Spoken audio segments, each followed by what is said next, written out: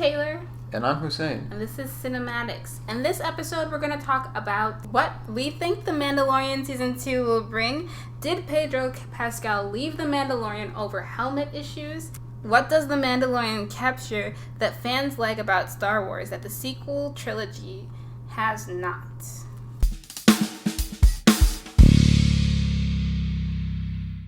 Okay, so let's start with what we think Season 2 will bring from The Mandalorian.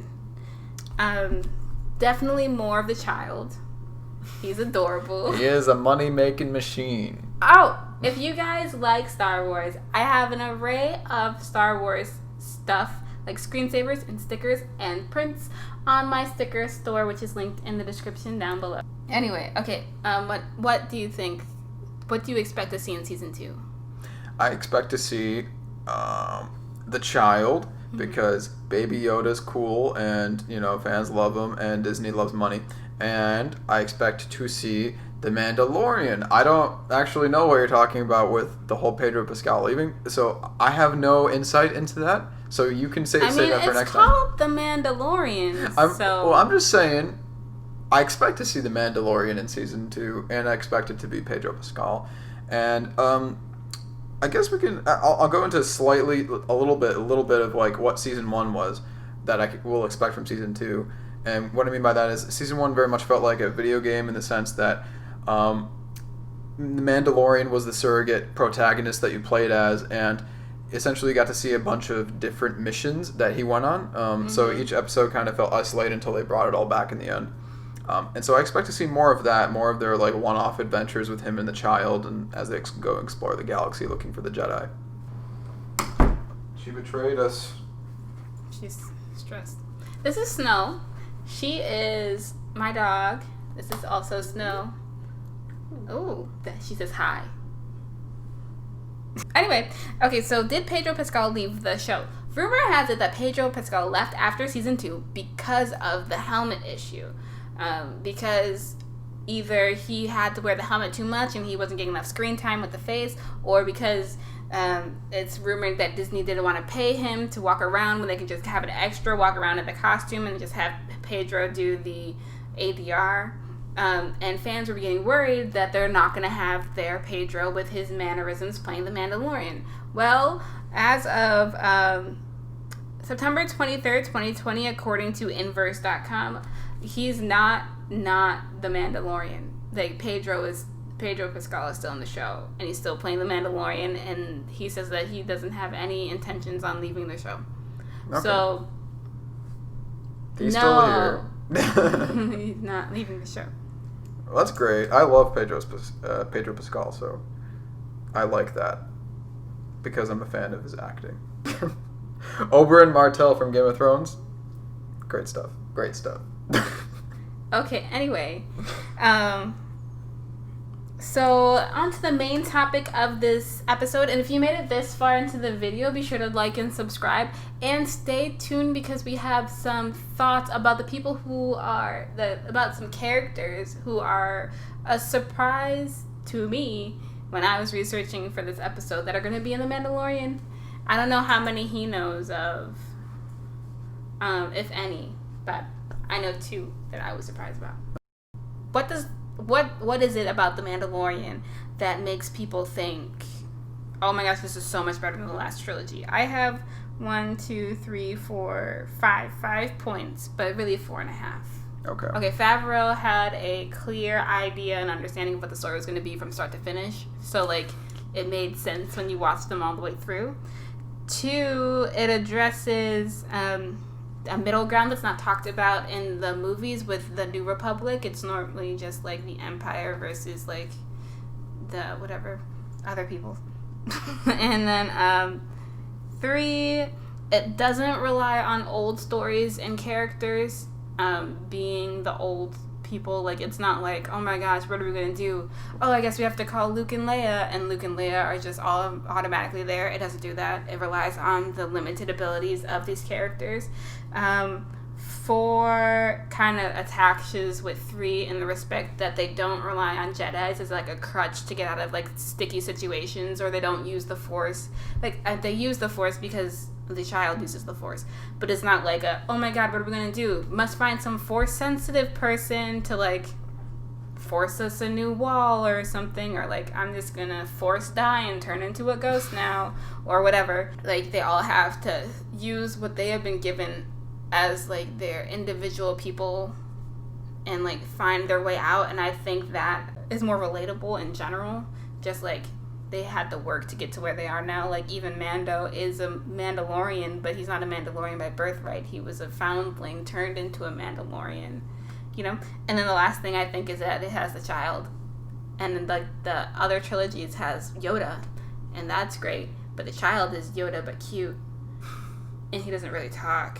And the first 2 movies he was in, I had no idea what he was saying. I mean, it wasn't Jar Jar Binks bad. I had no idea what he was saying, but it was like a little. You have to think when Yoda talks to you.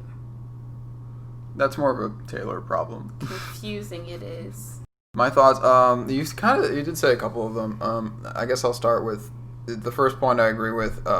Just the fact that they had any creative direction throughout the entire season already kind of made it feel more like a wholesome product as opposed to the new trilogy, which is kind of like, we'll kind of wing it as we go along, we'll bring in some different talent, hopefully it works out. So I think that for those reasons you could tell that there was a path, a direction that they wanted to go on, the story they wanted to tell, as opposed to let's make movies that make money and we'll think about the creative stuff secondary. But I think that was the main thing that did separate it from the original, not the original trilogy, the new trilogy. But a secondary thing that's more, I suppose, creative is what you did also say, which is like they don't really use Jedis as a crutch. And so basically the whole originality of the Mandalorian, I think, made it really appealing. And this goes from overarching plots to like minuscule details they put in the production of the show. The overarching plot, it centers on a person who is not Force sensitive, although they do kind of use the Jedi stuff as a crutch in relation to the child, because he is but he does bring the Force. I didn't mind that because he's also this helpless child. He is. That's a new element. The Force is not like this thing that makes this person who's already like this super great warrior even better. It's like this is a helpless child who otherwise would just be like rendered useless. Yeah. So it's like if he can do anything to help himself save himself. Also, he does that thing that Rey does where he like saves somebody with the Force. The child? Yeah, he saved the Mando in episode 2. Oh. From the Rhino? He did save Mando. I forgot about that. I meant the other guy. So I guess he does that multiple times. Yeah, he does use the Force multiple times, which can create a Deus Ex Machina problem for the show. Well, just because, like, we're in a bind, the child's going to use the Force. Ooh, Yeah, I mean, yeah. It has happened a couple times But he already. didn't do it the last time Mando was, like, almost dying. Oh, yeah. They got into a medic. They do establish a sense of limitation with the child's ability to use the Force just because he's a child. Yeah. And also, like, so I kind of see it as more of a, like, one bullet in the chamber thing where he can use it once, but that is so draining for him, it kind of knocks him out, which is what you see in the finale of the first season. So I do like that they established this additional limitation so they don't use that as a crutch every single time. That's specifically why that's why I kept the note in with the Force sensitivity, is because it is limited so much with the child. The show justifies its own existence by being something new in this world to take in. Yes. The last trilogy does not do that. No, because it's kind of like, it's either the J.J. Abrams version, which is like, I'm just going to rehash all this stuff from the past into this new sequel trilogy for the sake of having movies. And then when you had that one Rian Johnson movie in the middle, I feel like it tried to do something new, but also Star Wars has this problem where if you don't do something new in a very specific way, half the fan base hates it. Yeah. So it's like half the people liked it, half the people didn't, and because of that divisiveness, Disney's like, oh no, I didn't mind the second movie. I liked it a lot too, but there were problems with it too. Just as far, it was not the best movie. Like itself. Rey, the first movie one was like, who is this? This is Rey. Who is Rey? She doesn't know. The second one, Rey's nobody. The third one, just kidding, she's a Palpatine. But she doesn't want to be a Palpatine, so she tells people she's a Skywalker. Like, that's right. That's like me being like, my last name is X, but I prefer to be called Oprah Winfrey. I'm Hussain DiCaprio because I want to be. Because it suits me. Yeah. Oh yeah. Do you think it justifies like its own existence? How do you feel about what the Mandalorian does that the new trilogy doesn't, as far as like the actual plot and the way it treats its characters and all that? I kind of feel like they should have switched plot points with the Mandalorian and the new trilogy, so that the new trilogy would have had a show and the Mandalorian would have been a movie instead. So it ended up being like it's like Luke and Leia throughout the years. So it's like 3 generations of Luke and Leia. It's like, oh, they're born, now they're young adults, and it's like now they're old and they die. Like, this is their life. Literally, you watch their whole life and the events that follow them. So it's like, I get that, but maybe the last part of it could have just been like a sitcom TV show, and it would have been just as effective for me. No, so do you think that the original trilogy characters are basically mismanaged in the new trilogy? The original trilogy characters that are actually in the movie aren't even that big of a point. But I'm just saying, I feel like Luke, Leia, C-3PO, R2, D2, they were all like, I guess C-3PO, I know, they were all like there, I guess, technically. But I kind of feel like they could have just had like one episode in like the whole 8-part series where they talked about it and all that, and then just filmed the rest as like a series, and then gave more attention to the Mandalorian. And if they would have switched it, because my stipulation was that I thought that they should make the Mandalorian the movie and made the new trilogy into like whatever the Mandalorian was, because so much more has happened in this one season of a show than happened in all 3 of those movies, because all 3 of those movies was just building off of the fact that you had watched the other 6 movies. And I feel like that's a waste of time, because it was like a lot of times like, oh, remember when this happened? Yeah. And it's like, that's boring. Like you said, I think the failure of bringing the old original trilogy characters back in the new trilogy was that it would have been actually great. That's something I really wanted to see before I saw the movies. But it was clear they didn't really have a story for them that they wanted to tell. Like, their stories were ended, and then they did not have like a new place to take the characters. And they did with Luke a bit. But again, half the fan base liked it, half of it didn't. I felt like he kind of regressed as a character in the new trilogy. So basically, with the Mandalorian, bringing it all back to that, I think that just because you have new characters to work with, you can create your own stories. You're not beholden to make it feel like Star Wars, or whatever idea you have of what Star Wars is. The creators are free to tell the story they want to tell without any expectation. And I do like it better as a series. I disagree with you on that, just because TV in general nowadays you have more freedom to do what you want, because there's less of a budget, I believe, and so there's less writing on it, therefore less studio interference. And Jon Favreau is a capable director, so you have capable, creative talent behind the show. And you can tell he's a Star Wars fan, and he knows what he's doing, and he knows where he wants to take it, just based off of the focus of the series based off of the series being pretty focused. Yeah. I mean, I'm not saying that I would prefer to have The Mandalorian be a movie over The Mandalorian show, because we wouldn't have gotten 8 hours of content for this one thing.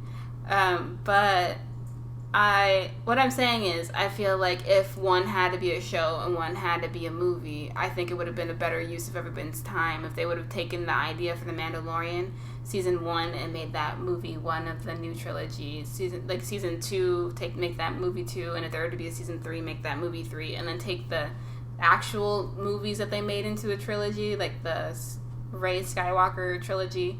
If they would have taken that and then made that into a TV show and then sprinkled in some of their cool CGI, because I feel like that's the main reason why they wanted to make these movies, was for money and to be like, oh, look what we can do now. I mean, every movie's made for money, so. I mean, yeah, but I feel like it's more like, we try to do this in like the 80s or whatever, but now we can actually make it look convincing, and it's like, each time they make a new trilogy, it's like they did that with the second one. It's like, well, look at this. Yoda's not a puppet.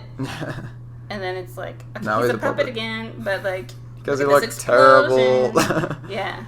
Yeah, I get that. So I feel like, I don't know, I just feel like it would have been a better use of time if they would have just, instead of investing all that time and money into like a new story that was like the old stories literally, but with a girl this time, and more confusion, if they would have just pushed that to like a TV show and made that like a really great show, I still would have liked it. I think I just would have liked it more. That I would have liked I would have liked that trilogy more, like episodes 7, 8, and 9 more if they were like a long form television show. I guess is what I'm saying. I disagree. I just don't want to see it. Oh, I just really? No, I mean, I would have liked it. No, I would have liked it more. I just don't think the crux of the story was ever formed. You know? I wish we would have made this into a BB-8. I think. That'd be cute. I think. But yeah, I just happen to disagree. I think they just messed up the fundamental storytelling. Okay, if they would have like wrote down the story and like when Abrams left, been like, Johnson, do this, and he would have been like, no, well, but that's like what happens. something wrong. Like with Marvel, that's where you have the head who has the vision, and then you have your directors who execute that vision. Why did Abrams leave? I just wanted to do 7. But he did 9. No, he did 9 like years later when they asked him to do 9. But like, yeah, he just wanted to do 7, and then they had Rian Johnson signed on, and they're all talented directors. Like they could do the job well, but they just weren't on the same page. If Johnson would have done 9, I think it would have been fine. If he would have been able to just finish the story, because like it would have been fine if it's like Rey is this nobody person who like your name doesn't matter who you are. It's like what you can turn yourself into. If that would have been like where this trilogy would have went, I would have loved that. But like for them to be like, nope, just kidding. She's like the big bad's granddaughter. Also, you thought he was defeated in the other movie? Nope. And now it like kind of implies that like when Rey defeats him, she's done things that all those Jedi before her could not do. Yeah. So now it's like this 17-year-old girl. To avoid making this into a new Star Wars Trilogy discussion and bringing it back to the Mandalorian, it just happens to be like I think they just set out to make a good TV show that told a certain story, and that happened to be in the Star Wars universe. I don't think the fact that it was Star Wars was the main focus of it. Yeah. You know? So I agree. I think it's just fundamental how to make a good story stuff. See, I'm afraid I'm going to contradict myself here because Disney's problem was that they're hands-on for the wrong things. For The Mandalorian? No, for the new like trilogies. Like they let their directors do what they want, but then at the same time they were hands-on about the wrong stuff, or they focused on the wrong stuff. So regardless, that's a different conversation. Yeah, but the humor in The Mandalorian is completely different, if you ask me. Yeah, well, it's a different. Oh, how so? How so? It's like a drier, more subtle humor, whereas like I feel like with C-3PO and other people, even when they had IG in The Mandalorian, he would have jokes, but they weren't like, ha, that's a joke. Whereas like the movies are like, well, I'm C-3PO and I know a lot of stuff. Haha, like the Big Bang Theory kind of humor, like I'm smart, and that's a joke. Yeah, but like The Mandalorian, well, it's more of an adult show, even though it's not really adult, it's more like PG. Probably 13. Yeah, PG-13. But, you know, you can tell it was made for a slightly older audience than the Star Wars movie. That's the thing. PG-13 is probably Disney's adult because... I don't even think it's PG-13 because that'd be like TVMA or TV-17 if you're in Canada. Yeah. But... PG, like a high PG. Yeah, because like there's only been 2 movies ever in Disney Channel history to get a PG rating. Don't Look Under the Bed is one, and the other one is Halloween Town. Right. Everything else is G. I would not say this movie is G-rated at all, or this show is G-rated at all. No, not a chance. So I think that this is their version of taking adult concepts. As far as you can go with Disney. Yeah, it's like pushing the envelope pretty far, I'd say. I did want to mention, because we did talk about how creatively they're willing to... I don't think it's necessarily that creatively risky. It's just risky for what Disney's willing to do. but like creatively, since they are willing to take chances, this was the first Star Wars property that is scored 100% differently than like John Williams does, and I think that plays a big part in how the show feels. Because typically, like for any like Star Wars movie or TV show or even like game in the past, it sounded like it was either a John Williams score or a different composer trying to emulate a John Williams score. And this one was scored by Ludwig Göransson, who did Creed and Black Panther, and I think he also did before Creed. It was the other movie that Ryan Coogler directed that I can't remember. Fruitvale Station, that one. So orchestral at the same time. Yeah. And you can tell it was like entirely different production, and it gave The Mandalorian its own distinct stamp, its own distinct flavor, and like its own like theme that we like to sing every once in a while. Where it has that sound that goes like what? Yeah, that's us. But it still did feel otherworldly in a way that was Star Wars familiar. You know what I mean? Yeah, it just wasn't musically like the exact same. No, it wasn't, which is interesting because they weren't like reusing Luke's theme, which is not like the Star Wars anthem. Right. So this may have just been a shout out to Ludwig Göransson because I love him as a composer, but also he really Hussain did bring composes music too, so you should follow his music Instagram account. Oh yeah, he can't it's do on that. your lower third. Whoa. Okay, it's so also is it right in here? the description of all of our videos in this season. This is a potential spoiler, so if you don't want to know this, you can click off the video. We won't feel sorry, but be sure to subscribe and thumbs up first, or just comment something down below and we'll talk to you. Thanks so much for watching. But yes, did you see the trailer? I haven't seen the trailer. For The Mandalorian Season 2? Yeah. Nope. Okay, I didn't either. I'm purposely not. We were very watching prepared it. for this No, episode. I didn't want to watch it because I didn't want it to tell me too much. But Okay. I do know, because I was on the IMDb for some of the episodes, and I do know that my girl Rosaria Dawson is in this show. Okay. Actually, I think I was on her IMDb page and I found out that she was on the show. I think that's what it was. Okay. And she's playing a character that I think is going to be a fan favorite. Well, I know she's already a fan favorite. I just think that people like her in The Mandalorian. But I'm more excited to see her costume than anything else. Is this like Ahsoka? It is Ahsoka. Oh, okay. I didn't know anything about that. I just assumed it would be her because Who else would Rosario Dawson be? She's so I pretty. don't know.